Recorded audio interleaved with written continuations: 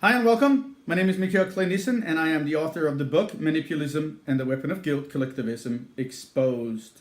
You can still download the book for free at manipulative.com, where you can find links to Amazon and download the Kindle version for free as well. Also, the audiobook can be found freely available on this channel.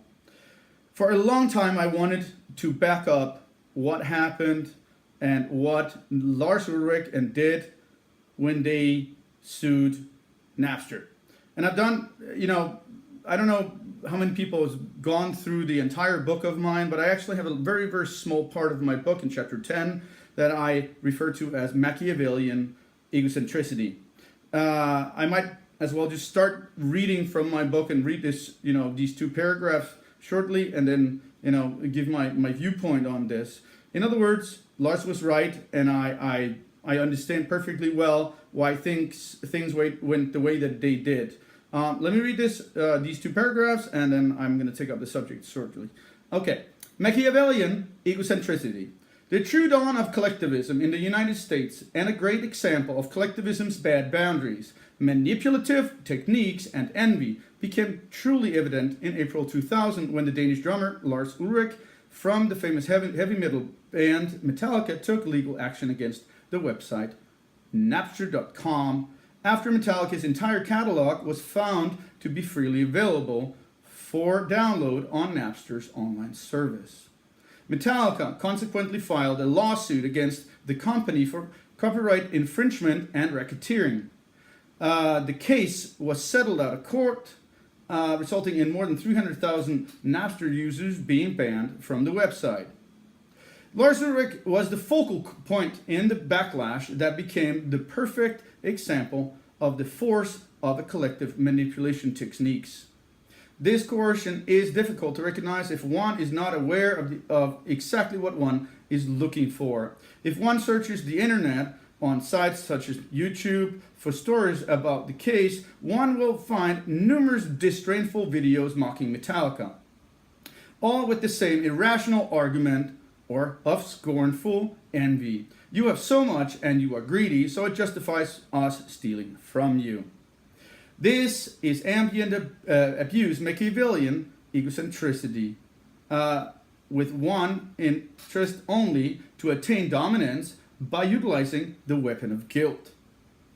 So, which is worse, I ask?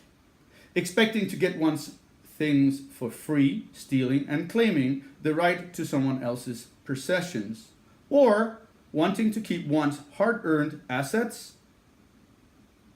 and other personal possessions. Greed or not, the argument is powerful reverse psychology, manipulative techniques largely used by narcissists, coercion so powerful that it not only eventually had Lars Ulrich apologizing, but literally had him apologizing for opposing practices that stole what was rightfully his. I really wanted to debate the subject on this matter of Napster versus Metallica, or Metallica versus Napster, because what you really saw here was, the collectivism starting to take effect in America for real. When people start using weapons of guilt, diverting the truth of right and wrong. The joke about this whole subject is that, of course, I don't know why why Lars left Denmark and went to America. I'm assuming that, in his young days, where he's not much older than me, left because of the same reasons that I did. There's something within the individual that, made me personally, at least, seek to America, because there was something, more. You could do more. And in Denmark, you never become anything. There's nothing left, and the country is going down the drain slowly. I used to be extremely nationalistic about my country, and I loved the whole system and everything. But deep respect to someone like Metallica or Lars, the founder, that goes to America, and comes up with a great name, creates a metal band, and has huge success. And this is exactly the difference between left and right wing, that people, on the right think, wow, Metallica had success. Teach me. I'd like to learn. You know what? Your money is your money. None of my business. I don't care how much money you make. There's no such thing as being greedy about your own money.